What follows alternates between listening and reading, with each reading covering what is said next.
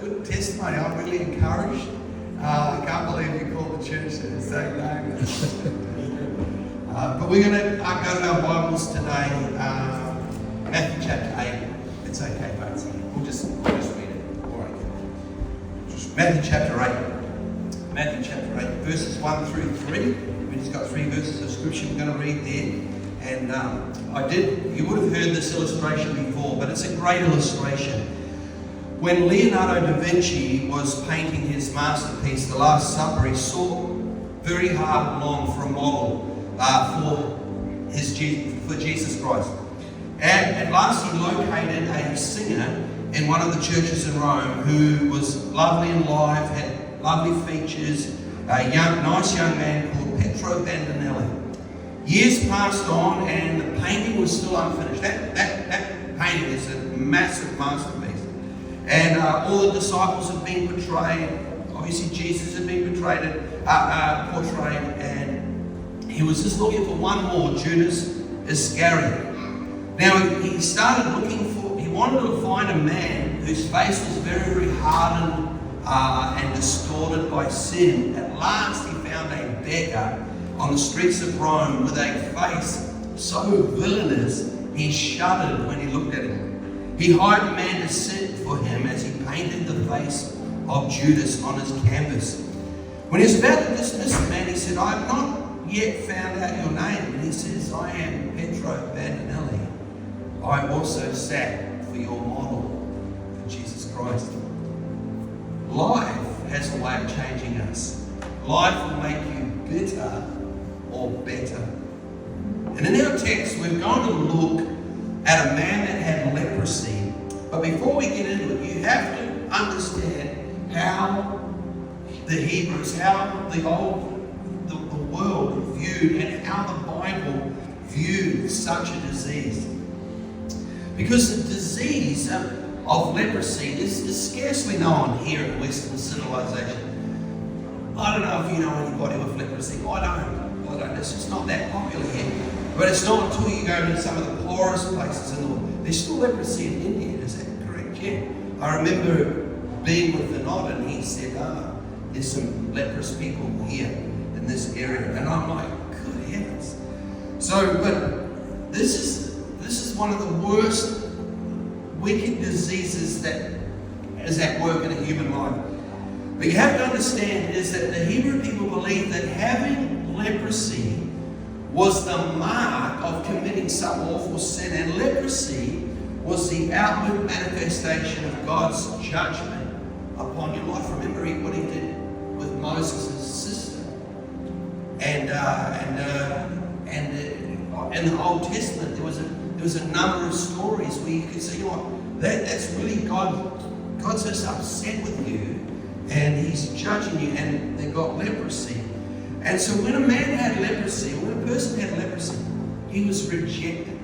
And the world didn't want him. He had to live in caves. Who's ever seen that fantastic movie called Ben-Hur? Well, Ben-Hur's mum and sister gets leprosy, and they're all covered up and they're hidden away.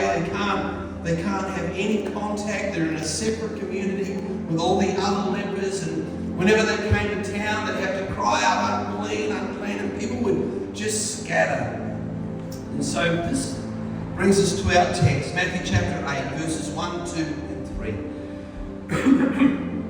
Excuse me.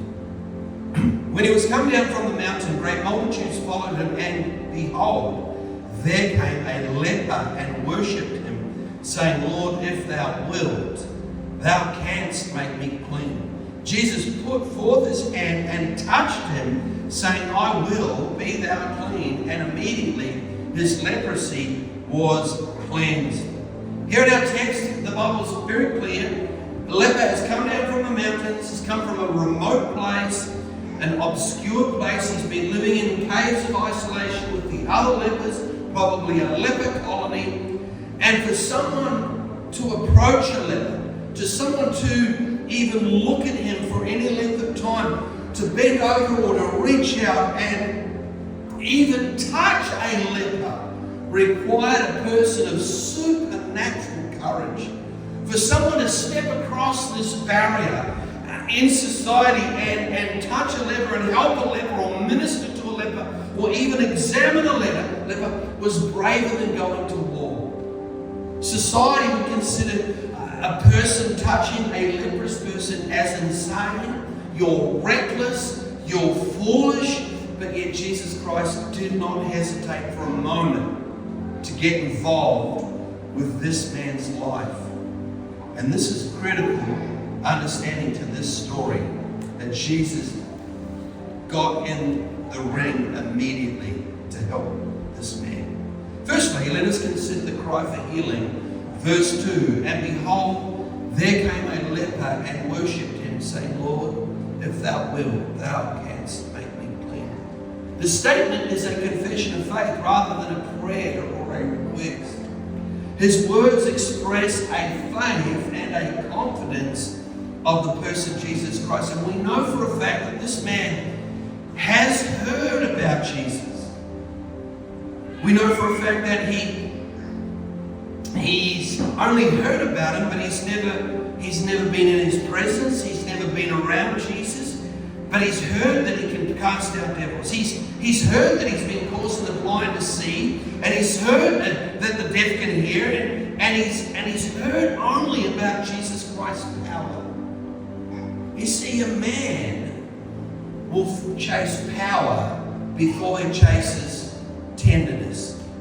Think about the young guys last night and their V8 Commodores and their Falcons, their Barras with turbos. Give them 10 years and they'll be in a people mover with their children. Because man chases power before he chases tenderness. And in our text, and behold, came a leper, worshipped him, saying, Lord, if thou wilt, thou can make me clean. You can make me clean. What this man is saying is, I believe in your power. I know nothing about you apart from the fact that you have the power to change me. You can heal me. You can make my life new. You can change my circumstances, because it's very important what you believe about Jesus. What separated this leprous man from all the other lepers in the colony is they heard about him. They heard of his miracles. But this man believed that Jesus Christ could be personal. And we see this alive in our generation. Jesus Christ is available to all humanity. There are churches everywhere on a Sunday morning, seriously, with their doors open wide, just like ours, beckoning signs, flags.